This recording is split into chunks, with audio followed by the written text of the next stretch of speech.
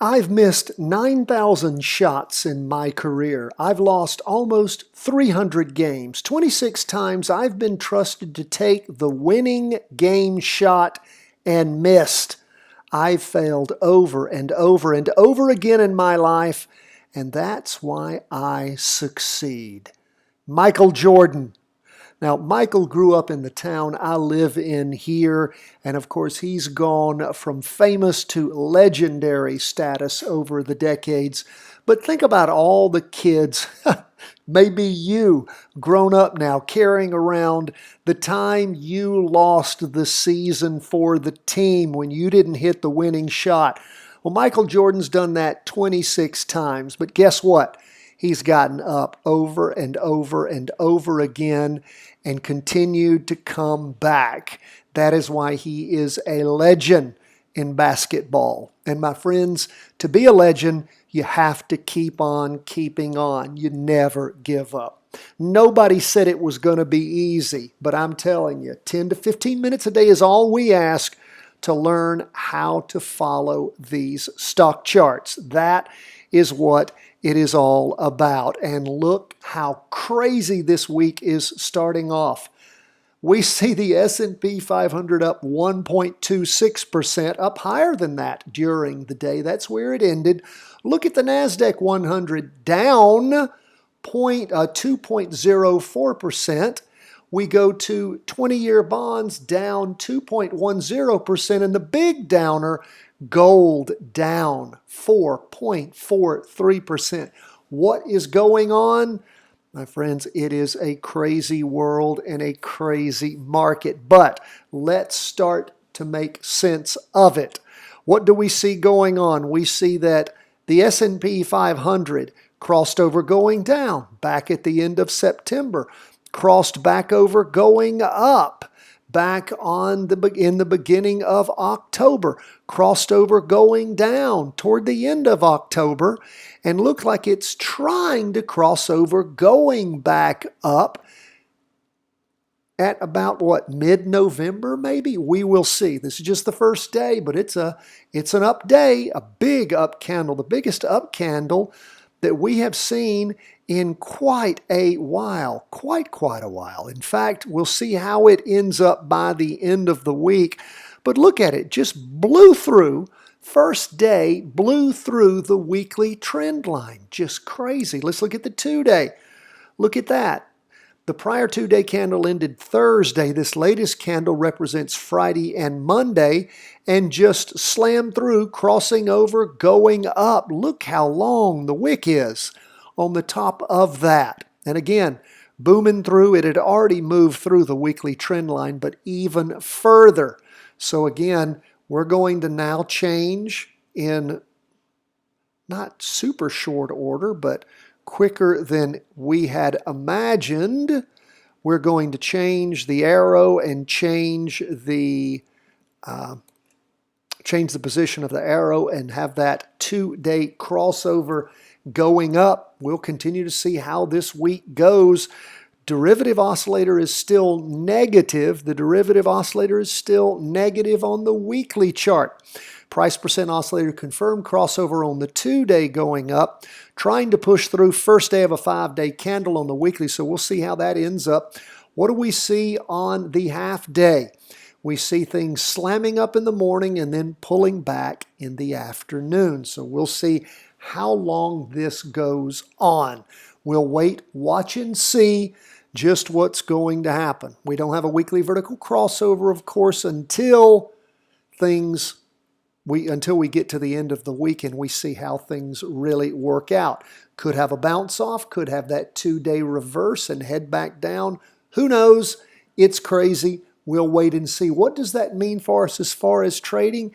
It means we keep our powder dry. We pay attention to what's going on. We wait and we be smart about things. One thing we do need to do, though, is we do need to redraw that 2-day trend line. We also need to redraw our 4-hour trend line. And I am using, for those of you not familiar with TC2000, it is the paid version of freestockcharts.com. If you subscribe, you get 25 bucks off if you use our code, our link in your show notes. And you also can use the charting outline that we use. It's for free. It's there. There's a link and you can jump right on it. I know we have people signing up all the time. Thank you for your support. Let's go to the Qs, the NASDAQ 100. Now, it was the opposite, which is seldom happens, and the opposite big of the S&P 500, driving up 1.26% on the S&P. The Qs down 2.02%. And as we look at what's going on, you can see that we have a green up candle that has been drawing. Now, again, that is based on the Heikin Ashi candlesticks. I'm going to put at the end of today's training, the Heikin Ashi training for you so you can understand better what it actually means. It's computed different than the high, low, open, close of your ordinary candlestick. So we'll have the Heikin Ashi training for you. It's the most popular training we've ever put out. But you can see how starting the week, it is just blown through the weekly trend line. The weekly trend has gone flat. It was heading up, still negative on the price percent oscillator. When I say weekly trend, that's gone flat. Derivative oscillator still losing downward momentum. Go to the 2-day chart. You can see that at the end of the day, it did just barely cross over going up. But that is, my friends, a crossover, and we will note it as such. We, again, just like we did on the S&P, we're going to change that angle and we will make it going up instead of down. That did occur. Derivative oscillator still negative, but that price percent oscillator ever so slightly is crossing over. It could pull back through, and if it does, it, of course, be potentially a 2-day recross. So we'll wait and see if that happens. Gives us an opportunity. We can see on the half-day chart booming up in the morning and then pulling back down hard in the afternoon. So we'll continue to watch, see what goes on with stocks. Going to leave stocks, go to bonds. Bonds down for the day, even more than the NASDAQ 100. Now, bonds were already in a confirmed down move, weren't they? Yes, they were. So we see a big red down candle forming, price percent oscillator heading down, derivative oscillator gaining downward momentum. 2-day chart trying to cross over last time, but look at what happened. Boom. Rotating over, bouncing off. Did any of you look to jump in with that bounce off at the end of the candlestick today? Well, that opportunity was there with a 2-day recross going down.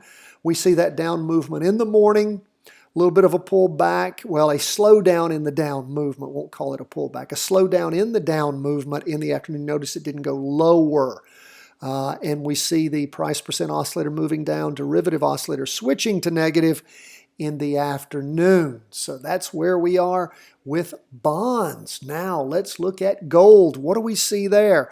Let's have a big red down candle forming, wick on the bottom, price percent oscillator pulling away from the red signal line, heading down, derivative oscillator gaining downward momentum.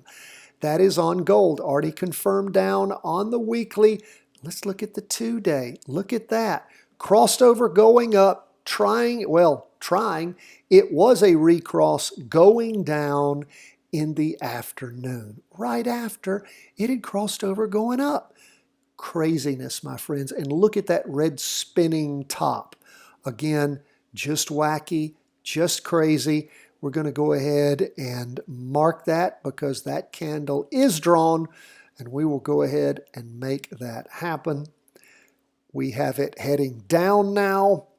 And you don't see that happen very often where the 2-day slams up on one and then back down immediately. That's what it's done. Derivative oscillator still a little bit positive, but that price percent oscillator heading down. Look at that strong down movement in the morning and another red down candle in the afternoon.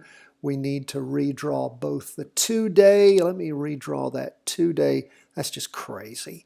Redraw the 2-day trend line as best we can, and we need to redraw the half-day.